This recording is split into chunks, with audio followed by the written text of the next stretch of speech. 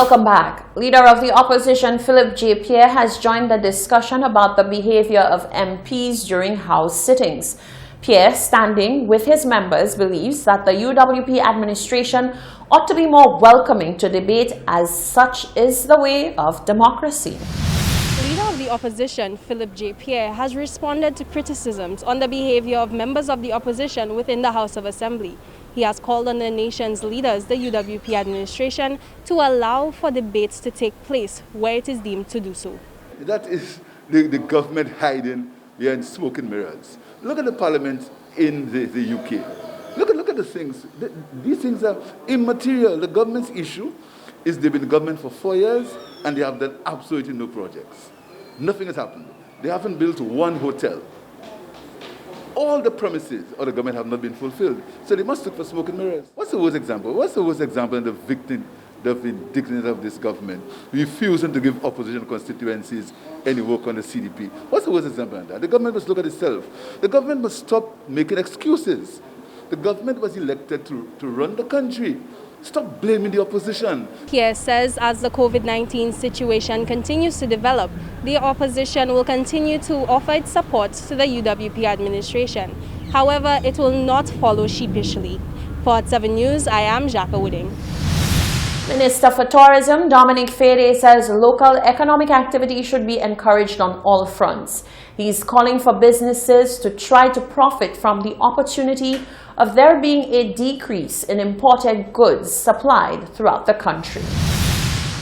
It has been suggested that members of the public buy local to ensure there is economic activity and revenue generated in the country, given that tourism, the island's leading revenue generator, is on a pause due to the current global pandemic. Tourism Minister Dominic Fede says the local businesses should try to profit from the opportunity being presented, seeing there have been many interruptions in the economy. I think now is really a good time for us to encourage a lot of that local economic activity.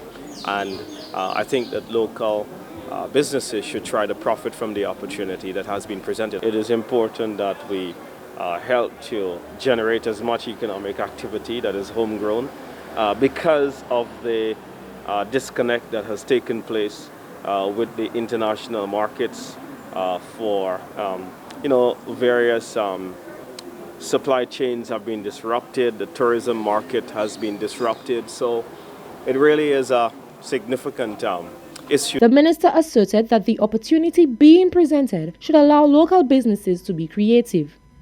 He says there is not at the moment any easy fix for the COVID-19 situation. As such, the best should be done in the circumstances being faced. This is not a time for complacency, but we must use this to inspire us to be more proactive, to look for more innovative ways to see how we can curtail the spread of the pandemic. Fede says while local businesses try to profit off of members of the public buying local, they also need to remain cognizant to all health and safety protocol. Reporting for Hot 7 News, I am Genevieve Gonza. Bank of St. Lucia has become the latest private sector entity to partner with the OECS Commission in its efforts to ensure member states are adequately prepared for the adverse effects of COVID-19. The details of the financial contribution of Bank of St. Lucia were announced by the OECS Director General, Dr. Didicus Jules. The OECS Commission applauds the contribution of US $40,000 from the Bank of St. Lucia towards the purchase of ventilators. The Director General issued calls recently for private sector support in the fight against COVID-19, and Bank of St. Lucia, through its acting managing director, Medford Francis, responded positively. As a good corporate citizen, we felt it was our obligation to make this commitment to the humanitarian effort that is needed at this time. Francis says the bank does not only have an obligation to respond to any crisis impacting its clients, but also has a responsibility to the people of the OECS. We have to do more to protect our people, and hence our support to the acquisition of ventilators for the public health system.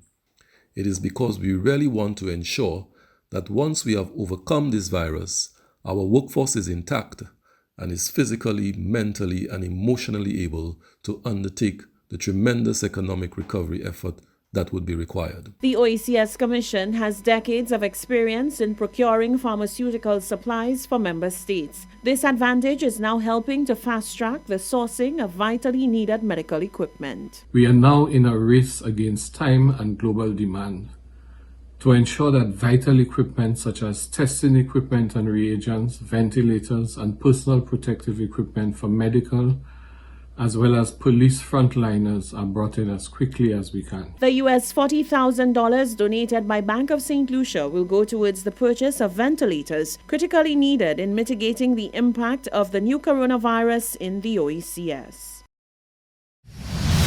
This is the Hot 7 TV Nightly News. Sports and weather are coming up after the break.